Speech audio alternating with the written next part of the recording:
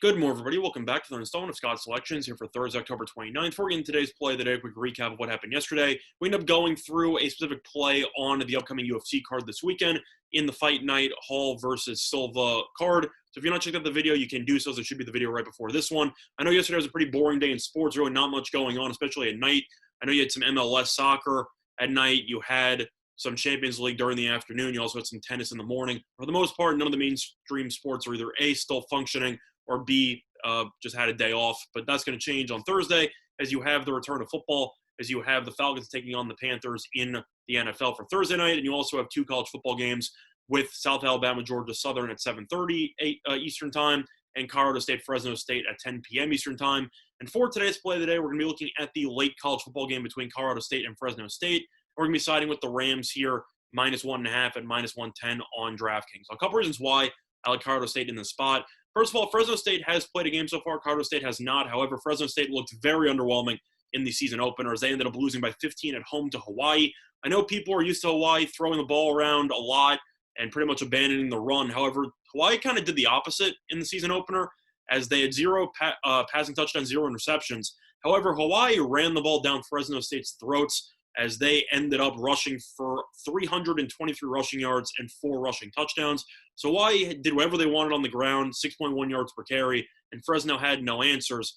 Plus, Fresno's quarterback, Jake Haener, was awful as he ended up having 1 passing touchdown, 3 interceptions. So turnovers have been a bit of an issue for Fresno State, and they cannot stop the run. I think that will be a serious issue with Colorado State at least dealing with Colorado State on Thursday, especially now that they have a brand new head coach in Steve Addazio. Addazio, if that name sounds familiar, used to be the coach of Boston College from 2013, 2019, and he has definitely preached a run-first approach. If you remember the likes of A.J. Dillon in college, even before him, Andre Williams, a couple of really, really good backs for Boston College during his tenure, and they used to pound the rock a lot. I expect Colorado State to do the same thing, especially against this Fresno State team, which has shown a very, very big weakness when it comes to stopping the run.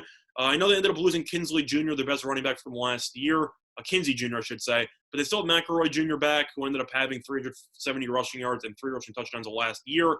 I think they'll be able to manage to piece together a solid performance. They still have Jalen Thomas, who's a solid sophomore running back as well. So they do have a bit of a two-headed monster going on in Colorado State, and I do think that right now at the quarterback position, you're going to be going with Patrick O'Brien, who had a lot of experience last year after Colin Hill got injured. Played pretty well, 13 touchdowns, 7 interceptions, completed 61 or 62% of his passes, and he threw for over 2,800 yards. Pretty solid. However, it is still worth mentioning that Colorado State has not officially announced who will be the starting quarterback. There is a chance they might be going in a different direction. I doubt it because they're going to be going with, if they're not going to choose him, they're going to be going with Todd Centeio, who is a transfer from Temple. And I think it's going to be tough for a transfer to get the starting job with the very unique offseason that they've had. So for me personally, I think O'Brien will get the starting job, and I think that he should perform well. Either or, both quarterbacks are better than Jake Haener from Fresno State, who has looked very underwhelming so far this season.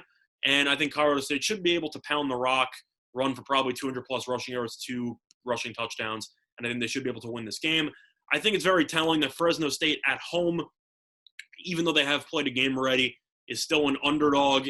And I think that just says a lot about how these teams are mismatched. I do think that Colorado State should probably close at around 2.5 or -3. So for that reason, I think that at 1.5 at -110, you're getting a pretty solid deal there. So that's going to be the play of the day. Play of the day once again here for Thursday, October 29th is going to be on Colorado State -1.5. It's available on DraftKings at -110. That's been the installment of Scott Selections. Good luck to all of you and your respective bets today. Bye, everyone.